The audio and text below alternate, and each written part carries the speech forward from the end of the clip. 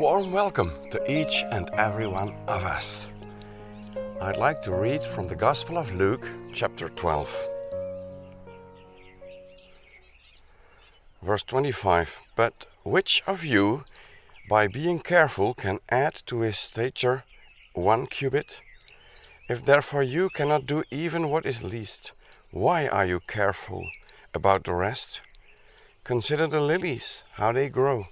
They neither toil nor spin, but I say unto you, not even Solomon in all his glory was clothed as one of these. But if God thus clothed the grass, which today is in the field and tomorrow is cast into the oven, how much rather you, O you of little faith?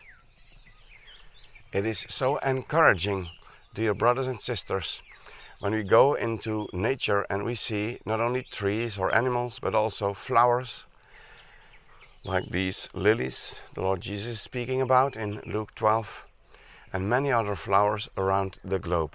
And when we consider their beauty, when we consider how they grow, and they do not do anything at all to grow, to sustain themselves, to maintain themselves, it's all being done. It's all being taken care of by someone else. Someone who isn't visible, but who is there.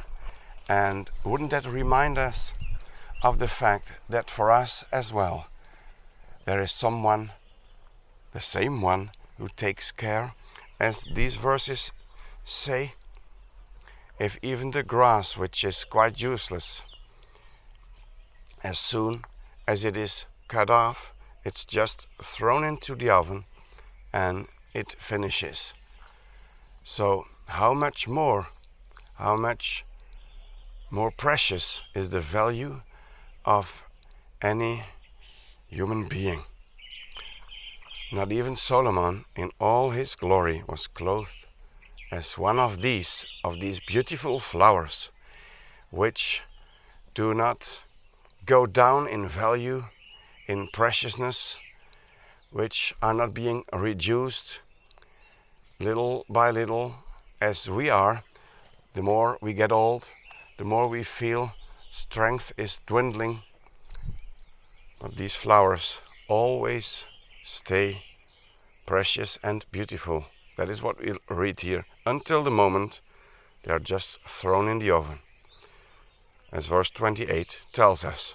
So how much more we who are not being cast into the oven, but who are children of God, shouldn't we remember day by day that God created us in such a way because we should be, as Genesis shows us, human beings.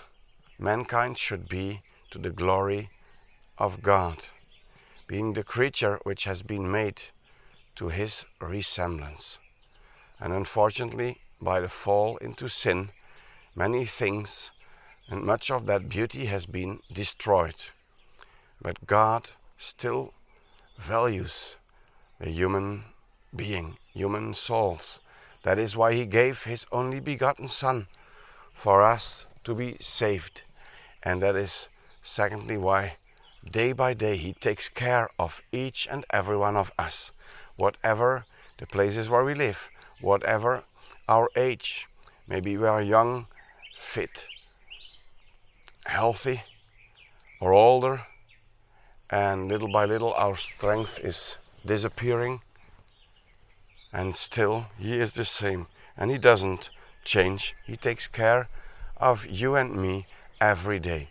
When you see these flowers behind me, you see something of the beauty of what God has made. And still we remember that any human being is much more of value in the sight of God. That gives us a huge encouragement. Even today, maybe you are just starting a new day or finishing another one. But even today, he took care of you. He will take care of you until the end, which isn't the oven, but his glorious heavens where our place as believers is and will soon very practically be. He takes care of us. He loves us in a very tender way. He never forgets of us. His love doesn't dwindle, and nor does his caring tenderness ever dwindle or going to be reduced.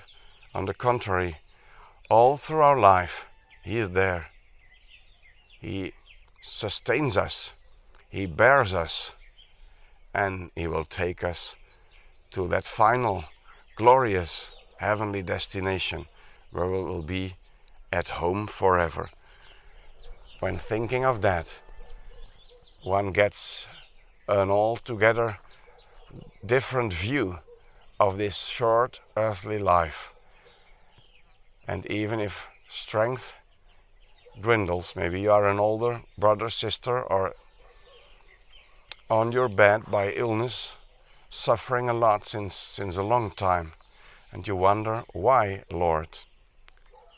But I would encourage each one of us not to forget that the answers to our why questions, which we often have, will only come in heaven.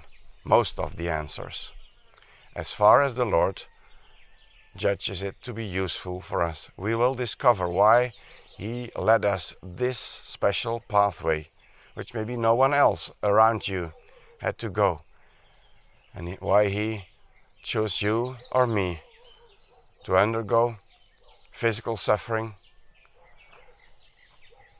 personal troubles in family, troubles in the assembly where you are, in the Christian meetings, in the church you go to. What is our strength and our comfort?